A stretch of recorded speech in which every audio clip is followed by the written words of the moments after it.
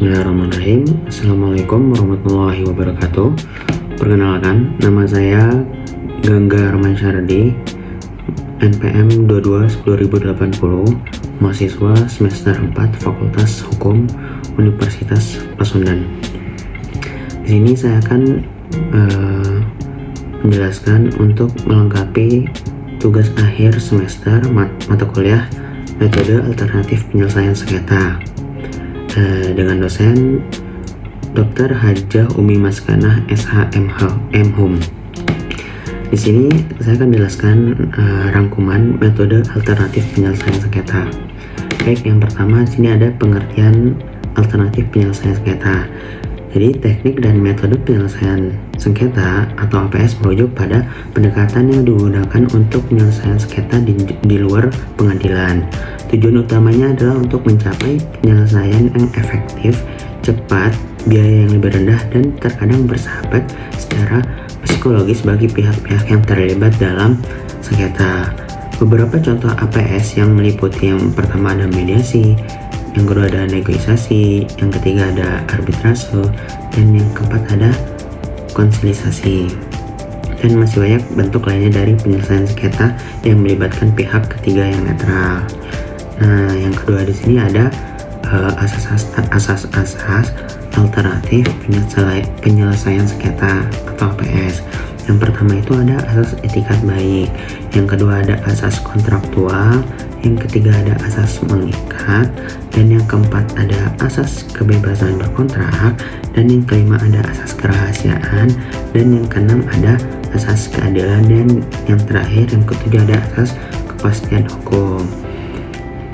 Baik, selanjutnya di sini ada sumber atau dasar hukum alternatif penyelesaian sengketa atau APS. Yang pertama itu ada dalam peraturan perundang-undangan yang banyak yang kita ketahui, yaitu Undang-Undang Nomor 30 Tahun 1999 tentang arbitrase dan alternatif penyelesaian sengketa atau APS. Yang kedua itu ada Perma Nomor 1 Tahun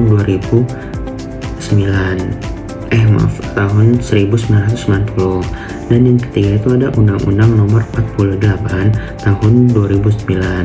Yang keempat itu ada RV Pasal 651, dan yang kelima itu ada HIR Pasal 377 atau Pasal 705 RBG. Kemudian selanjutnya di sini ada bentuk-bentuk penyelesaian sengketa alternatif yang sudah tadi saya katakan. Di sini ada 4. Yang pertama itu mediasi. Jadi mediasi itu adalah proses negosiasi yang dibantu oleh pihak ketiga yang netral. Yang kedua itu ada negosiasi.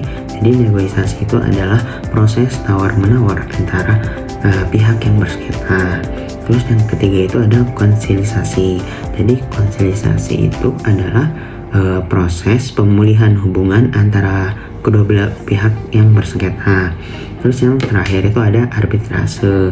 Jadi arbitrase itu adalah pengambilan keputusan oleh pihak ketiga yang ditentukan oleh hakim ataupun kedua belah pihak. Nah, di sini yang pertama ada mediasi. Ya, apa sih itu mediasi? Jadi mediasi itu penyelesaian sengketa yang dapat dilakukan di luar pengadilan ataupun di dalam pengadilan.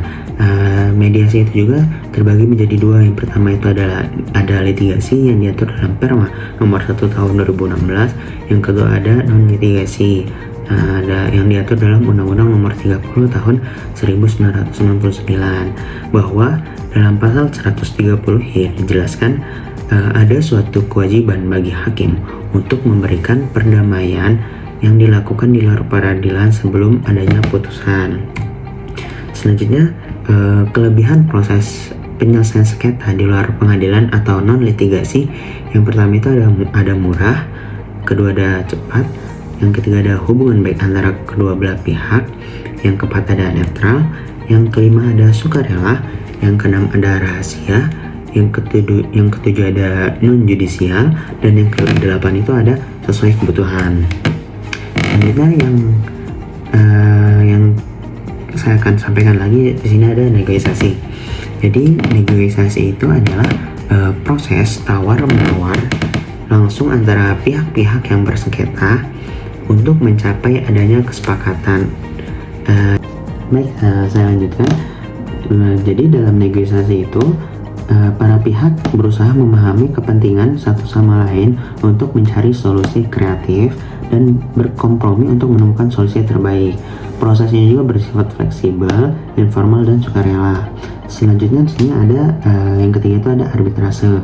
Jadi arbitrase itu adalah suatu metode penyelesaian sengketa di peradilan di mana para pihak yang bersengketa itu sepakat untuk menyerahkan penyelesaian sengketa ini mereka kepada seseorang atau lebih arbiter yang akan memberikan putusan yang mengikat. Jadi seorang arbiter ini bisa ditunjuk oleh pengadilan ataupun bisa jadi yang disepakati oleh dari kedua belah pihak. Selanjutnya yang terakhir ada konsilisasi. Jadi konsilisasi ini adalah salah satu metode penyelesaian sengketa alternatif atau APS, di mana seorang konsilitator atau panel konsiliator yang netral membantu pihak-pihak yang bersengketa untuk mencapai kesepakatan. Konsilisasi ini juga bertujuan untuk menemukan solusi yang dapat diterima oleh semua pihak tanpa harus melalui proses peradilan. Selanjutnya di sini saya akan menjelaskan analisis pasal 54, pasal 60, pasal 61, 60 ayat 1 dan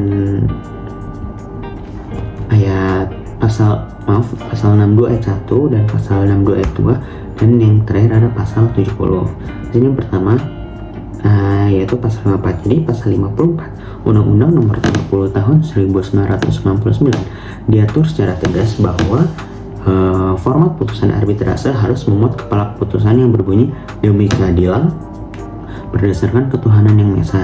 Jadi kepala putusan arbitrase sama dengan putusan pengadilan dengan memiliki kekuatan eksekutorial, berarti salah satu pihak dapat meminta bantuan aparat pengadilan untuk melakukan upaya paksa dalam melaksanakan bunyi putusan arbiter jika pihak lainnya tidak berkenan melaksanakan bunyi putusan arbiter secara sukarela.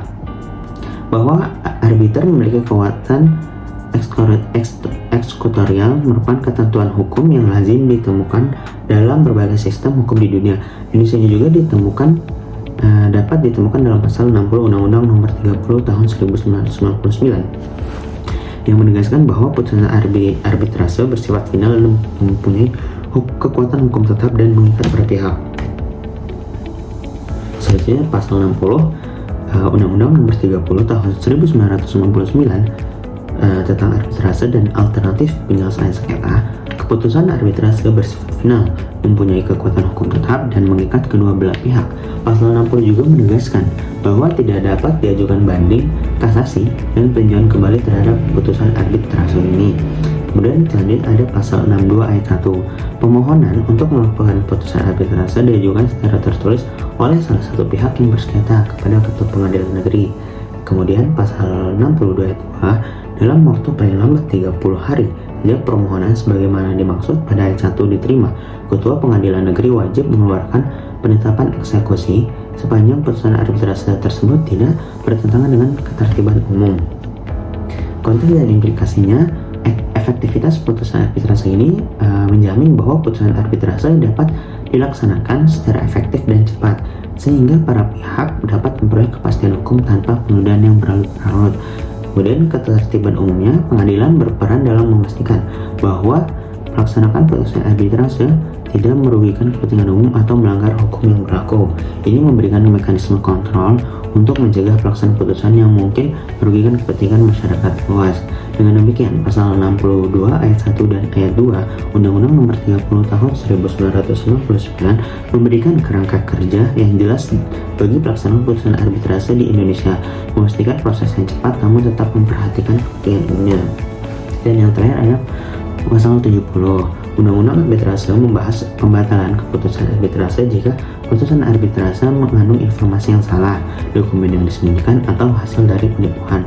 Pembatalan ini juga dapat dilakukan hanya putusan arbitrase yang telah didaftarkan di pengadilan yang dapat dibatalkan, dan pembatalan ini juga harus diajukan secara tertulis dalam waktu paling lama 30 hari. Sekian, terima kasih. Mohon maaf atas kurang lebihnya. Wassalamualaikum warahmatullahi wabarakatuh.